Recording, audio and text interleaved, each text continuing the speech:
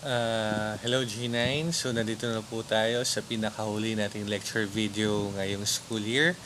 So we have here proving identities. Okay? So ang kailangan natin dito, memorize ninyo yung mga identities na na-present ko kanina or dun sa previous nating lecture video. At aside from that, marunong kayong na magpa-sikot-sikot or mag-explore ng mga identities na yon. Okay? So dito ipoprove natin yung mga identities. Ang goal natin dito, yung left side of the equation equals right side of the equation. Okay? Assuming na pinili ninyo si left side, kailangan mapoprove mo siya na equal dito sa value dito sa right side. Okay? If ever naman right side ang pinili mo, okay, gagawin mong ang goal mo is dapat ma-prove mo na kapareha siya sa left side. Okay? So that's it. So ang tanong dito, sir, paano po ba namin malalaman kung left side or right side of the equation ang gagalawin namin or ang isi-simplify namin? Okay? Ang pinaka number one criteria dito kung sinong side ang pipiliin ninyo ay ang pipiliin ninyo ay yung may pinaka-complicated part or pinaka-complicated side na sa tingin ninyong pinaka-komplikado. Okay? So, yung pinaka-komplikado, isi-simplify ninyo hanggang ma-prove nyo siya na equal doon sa kabilang side. Okay? So, ayun po yan. Lahat ng ito, kung paano mag-prove, kailangan nyo lang ng matinding pag-uunawa sa mga identities natin. Okay? So, dito, walang particular technique, walang particular pattern of solution, walang particular kanya-kanya pong diskarte. Bahala kayo kung anong gusto nyong atake, kung anong side ang gusto ninyo.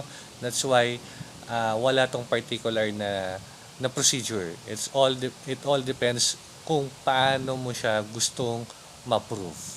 Okay? So, let's have an example. So, let's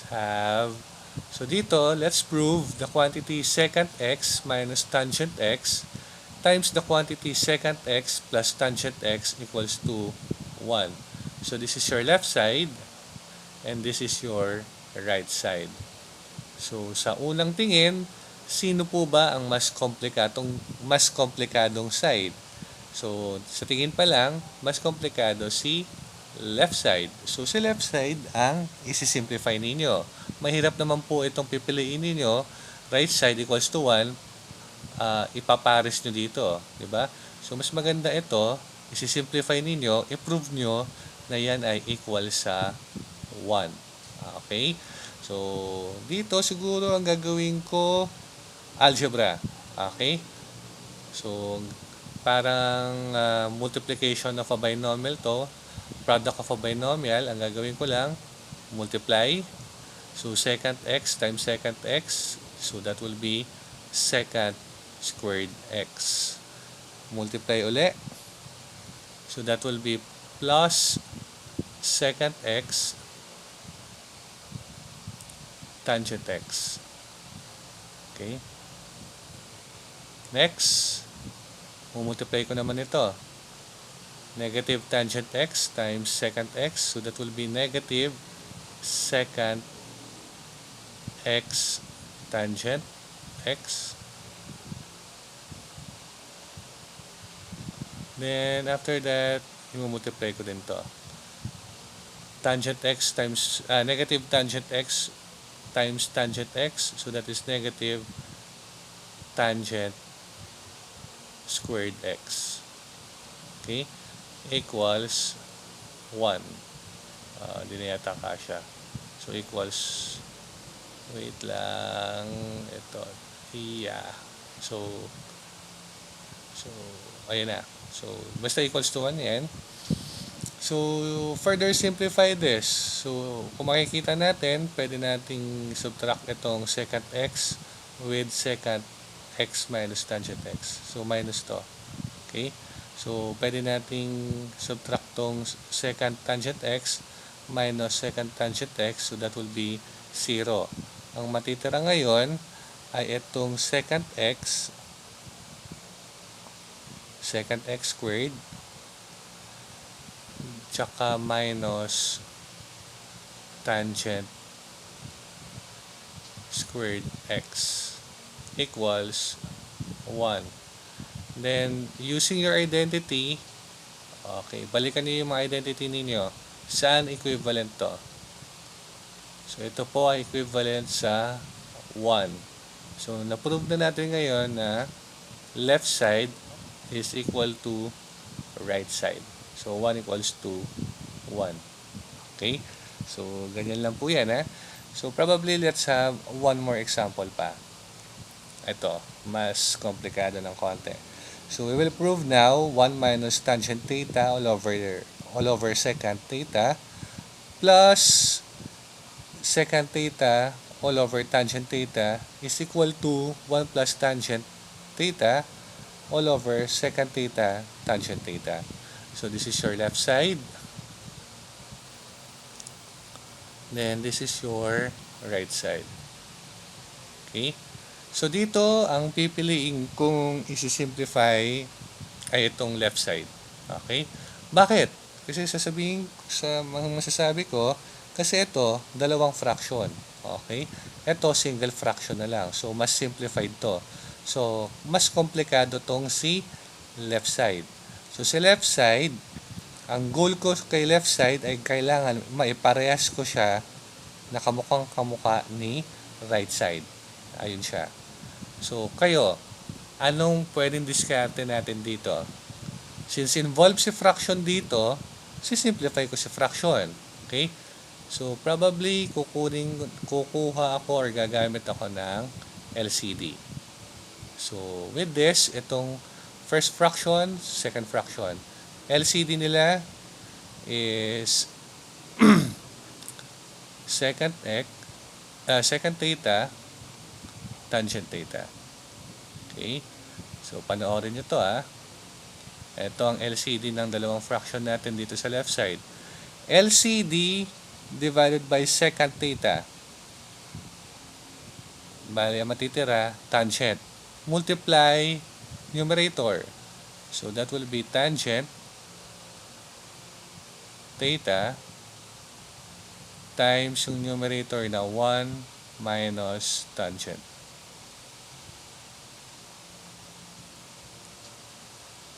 Okay? Habaan pa natin to. Close quantity. Plus. Again, LCD, secant theta, tangent theta, divided by tangent theta. So, matitira doon is secant. Secant theta. Secant theta times secant theta. So, that will be secant squared theta. Okay? So, ayan po yan. Equals, sabihin na lang natin dito, right side. Okay?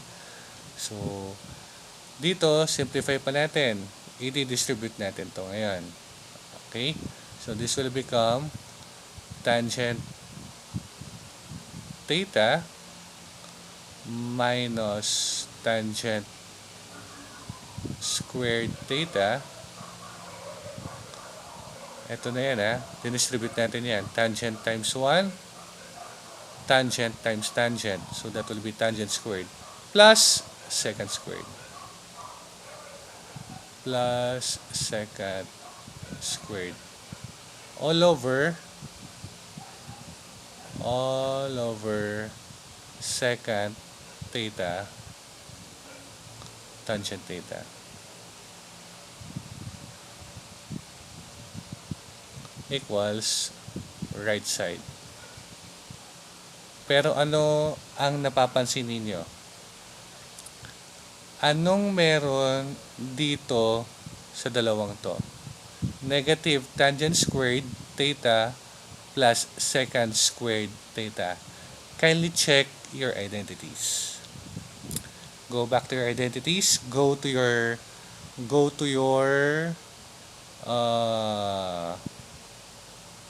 notes sa identities natin. Paglaruan niyo yung identities na yan.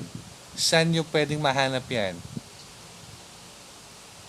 Quotient, reciprocal, or Pythagorean? Since involved dito ay squared and squared, most likely Pythagorean po yan. Titigan mo buti yung identity na involved si tangent and secant. Anong value kaya ang equivalent ng negative tangent squared theta plus secant squared theta? Okay, so kung mapapansin ninyo, yan ang equivalent sa positive 1. Okay? So, therefore, ang matitira dito ngayon, to simplify this, kung makikita ninyo, ang matitira na lang dito ay tangent theta plus 1 all over secant tangent, which is equivalent sa right side natin. Okay? So, na-prove na natin ngayon na itong left side ay kaparehas ng right side. Okay? Ayan, no? Itong negative tangent squared theta plus secant squared theta, ang equivalent niyan ay positive 1. So, tangent theta plus 1 is also equivalent to 1 plus tangent. Kaparehas lang din ng numerator. Okay? So, again, dito, kanya-kanyang diskarte. Bahala kayo kung anong gusto nyo atake. At dapat matalas ang pakiramdam ninyo kung magsasubstitute kayo ng identities sa certain parts ng equation ninyo na inaayos or sinisimplify. Okay? So, mas mahasa kayo once na nag-start na kayong mag-prove ng mga identities dyan sa LAS ninyo. Okay? So, you start proving now. Ang masarap po sa pakiramdam kung kayo mismo ang nakapag-prove ng identities na yan. So, hanggat maaari, kayo pong mag-prove niyan para you can feel the joy, the accomplishment pag naka-prove kayo ng identities. Okay? So, with that, kindly enjoy answering or enjoy proving the identities na binigay ko sa inyong LAS. So with that, dito po nagtatapos ang ating lecture video for this school year. Maraming salamat po sa inyong pakikinig and goodbye. Bye-bye.